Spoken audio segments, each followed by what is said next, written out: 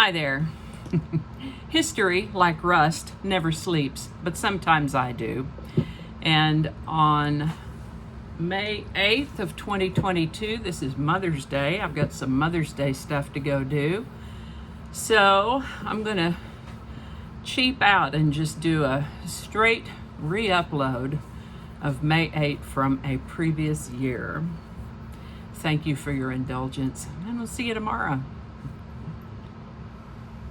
Hi there, and welcome to This Day in History for May 8th. I have a confession to make. I just narrated this entire thing and forgot to hit the record button. Not the first time that's happened, and it probably won't be the last. So, hi, and welcome to This Day in History for May 8th. May 8th is the 128th day of the year in the Gregorian calendar, 129th in leap years, with 237 days remaining to the end of the year. Today's word is exemplum. Exemplum is another unusual word that simply means an example or a model. It can also mean an anecdote, mean to illustrate a moral truth or support an argument. This comes from Latin. The earliest documented use is 1482. You might say, his own life became in some ways an exemplum of classical standards. It's kind of another word that means example. And with that, we're going to start in the year 413 when Emperor Honorius signed an edict providing tax relief for 7 Italian provinces that had been plundered by the Visigoths. And a little cameo from Annie the dog.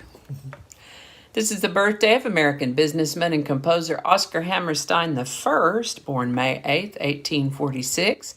He's actually the grandfather of the lyricist Oscar Hammerstein II, whom we all know from those delightful songs at Broadway shows by Rodgers and Hammerstein. This patriarch lived to the age of 73. On May 8, 1877, the first Westminster Kennel Club dog show opened at Gilmore's Gardens in New York City. I sure enjoy watching those. How about you? Do you have a dog? What kind of dog do you have? What's your favorite kind of dog? Let me know in the show notes. I mean in the comment section. Let me know down there. All right, where are we? This is the birthday of American colonel and politician and 33rd President of the United States, Harry S. Truman, born May 8, 1884. Old Give 'em Hell Harry lived to the age of 88.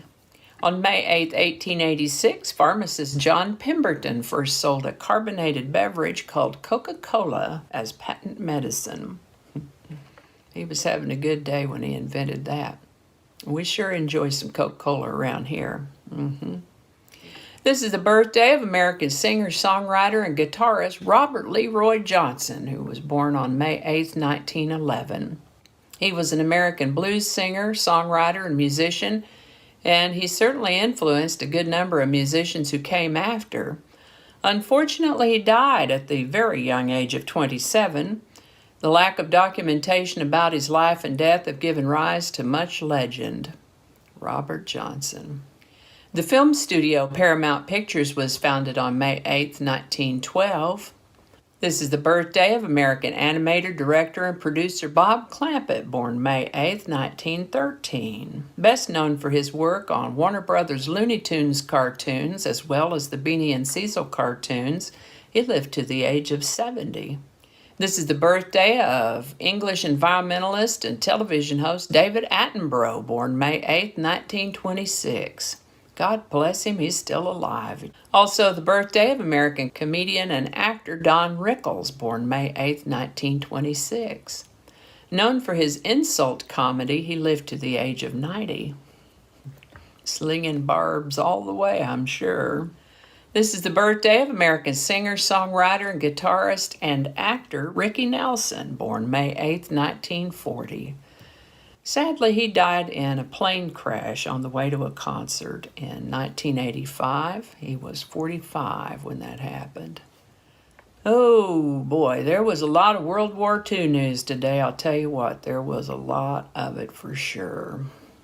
Maybe because it's spring, you know, things are warming up, it's easier to get around, but it was war and there was a lot of it, and I just didn't feel like reporting a lot of war today, so be aware. A lot of WW2 news today. If you want to see more about that, check out those show notes for the links. On May 8, 1976, a roller coaster called the New Revolution opened at Six Flags Magic Mountain in California. It was the first steel coaster with a vertical loop. Have you ridden that? Have you ridden one like that? Let me know in the comments. Moving on May 8th, 1978, Reinhold Messner and Peter Hebler made the first descent of Mount Everest without supplemental oxygen. Didn't say if they started or reached the top that day, but I'm thinking that they reached the top that day because it said they made it, which suggests completion. That sounds like one of those don't try this at home kids things. On May 8, 1980, the World Health Organization confirmed the eradication of smallpox.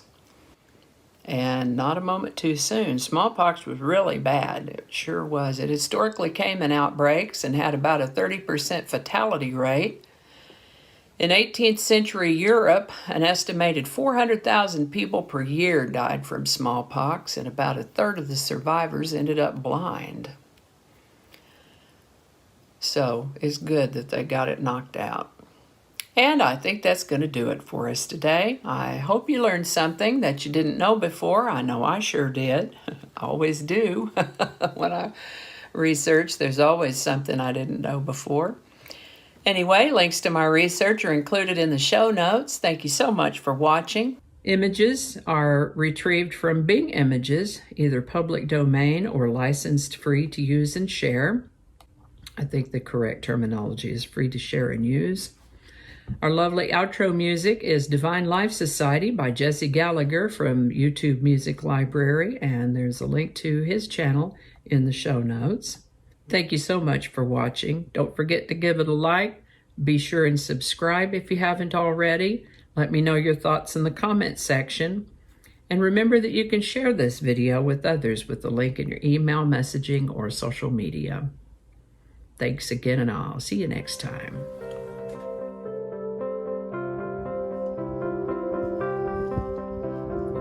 All right.